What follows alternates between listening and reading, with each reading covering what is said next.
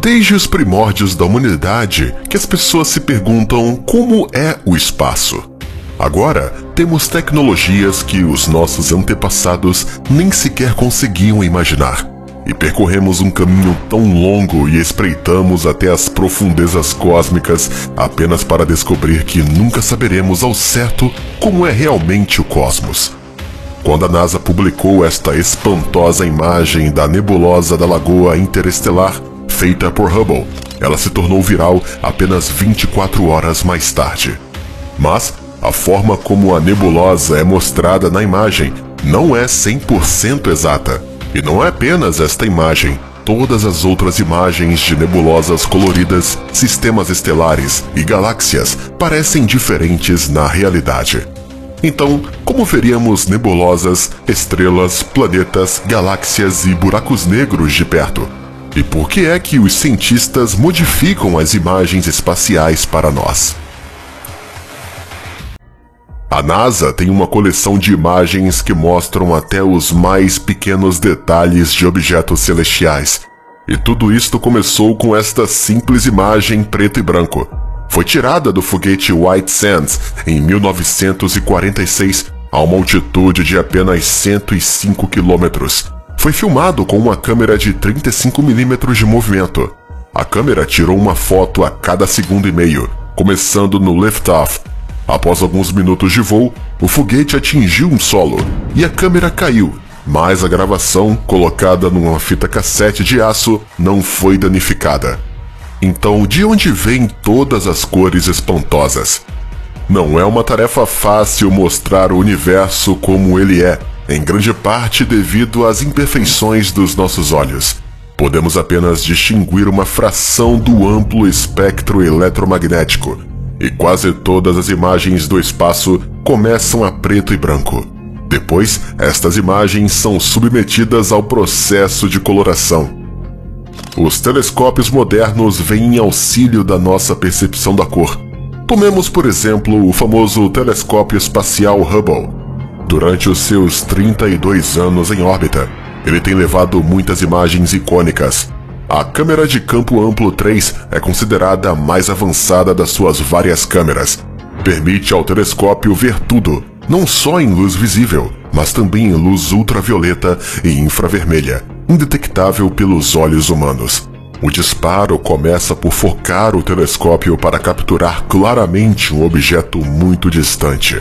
A câmera é então acionada no momento certo para capturar as imagens em comprimentos de onda curtos, médios e longos. Cada foto leva cerca de 1000 segundos para ser criada. O Hubble também orbita a Terra a cerca de 27.000 km/h. Assim, obtém as imagens certas após múltiplas revoluções em torno do planeta. E a cada imagem, para cada comprimento de onda, é então atribuído uma cor diferente, dependendo da sua posição no espectro de cores. Os cientistas chamam este processo de filtragem de banda larga. Devido à alta velocidade do telescópio, a enorme distância a objetos celestes, radiação, aglomerados de pó e falta de luz, as fotos não são muito claras e nítidas. Por isso, elas têm que ser modificadas utilizando programas especiais de edição de fotos para remover raios cósmicos, pistas de satélite e outras interferências. Os cientistas fundem então diferentes molduras em uma só para obterem a versão final.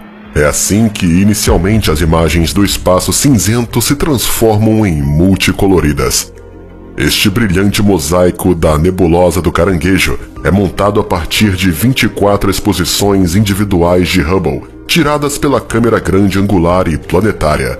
As cores na imagem indicam vários elementos que foram ejetados durante explosões de supernovas e outras catástrofes cósmicas. Mas será que a imagem mostra o que uma nebulosa realmente é?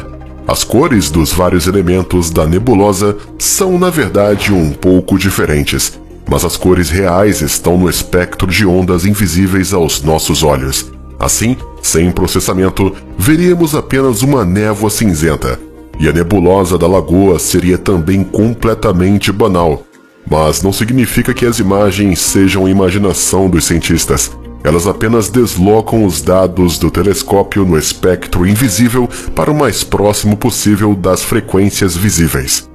As cores podem diferir dependendo do comprimento de onda que o telescópio utiliza. Se pesquisar no Google a nebulosa do olho de gato, você vai ver muitas versões em cores diferentes. Aqui, a nebulosa aparece em verde, e aqui é mostrada em amarelo ou vermelho.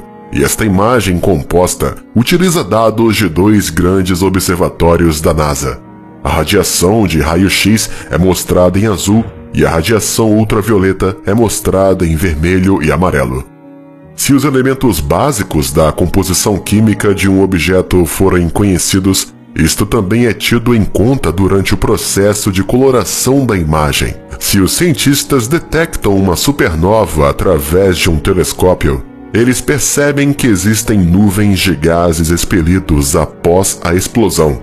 E como todos os gases absorvem diferentes comprimentos de ondas de luz, é importante fazer a atribuição das cores adequadas. Foi assim que a imagem icônica de Hubble, Pilares da Criação, foi tirada. Ela mostra a nebulosa da Águia, a 6.500 anos-luz da Terra.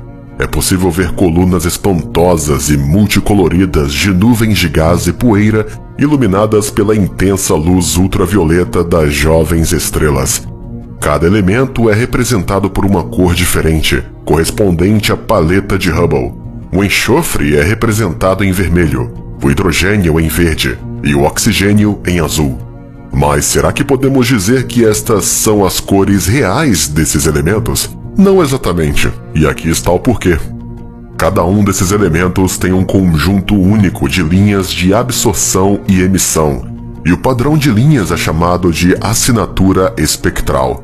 Os espectros de absorção e emissão de cada elemento são opostos um do outro.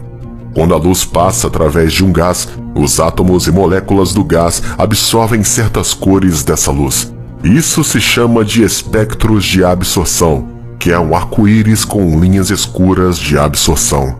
Ao mesmo tempo, o gás pode brilhar, emitindo cores específicas para formar um espectro de emissão com linhas brilhantes, chamadas linhas de emissão.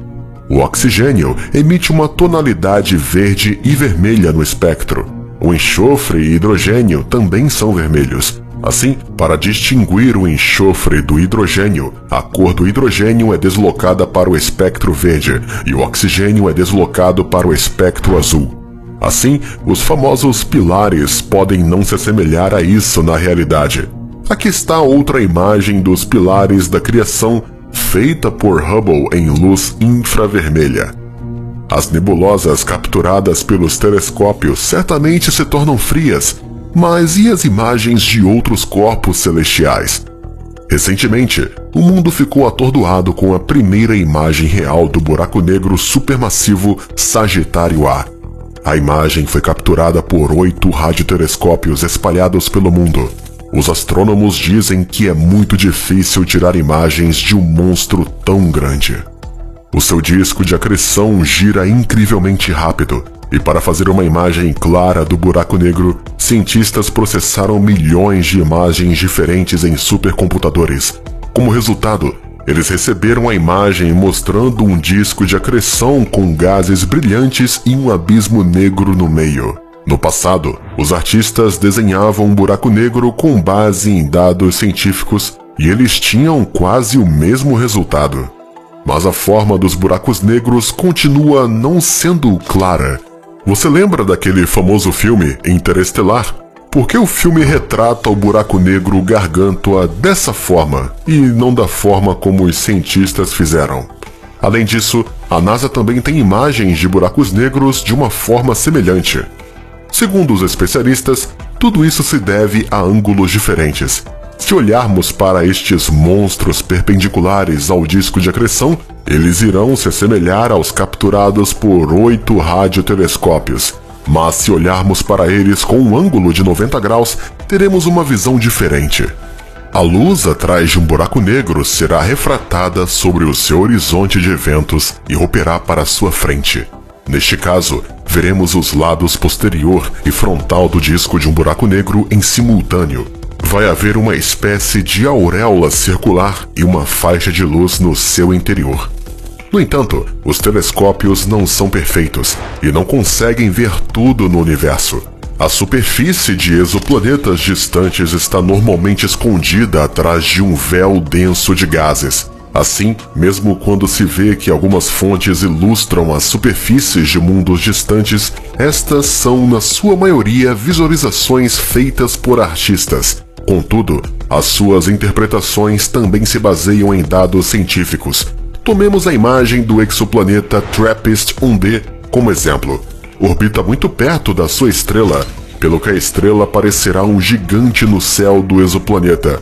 Mas a estrela é fraca, e um artista levou estes dados em conta ao criar a imagem. A nossa galáxia é também visualizada com base em dados existentes, mas como estamos localizados dentro dela, não conseguimos ver a imagem na sua totalidade. Os cientistas sabem que a Via Láctea tem a forma de um disco com um espessamento no meio. O disco tem mais de 100 mil anos-luz de diâmetro. Os braços em espiral, cheios de bilhões de estrelas brilhantes, divergem do seu centro. É assim que as pessoas normalmente imaginam a Via Láctea. Esta imagem foi criada por um artista utilizando dados do telescópio espacial Spitzer. Mas as recentes descobertas podem mudar a forma como visualizamos a nossa galáxia. Os investigadores polacos sugeriram a ideia de que o disco da Via Láctea não é plano, mas tem uma curvatura em forma de S. Isso significa que a nossa galáxia é torcida para cima numa extremidade e para baixo na outra. Outro estudo encontrou uma ruptura num dos braços da nossa galáxia, perfurando a espiral como uma lasca.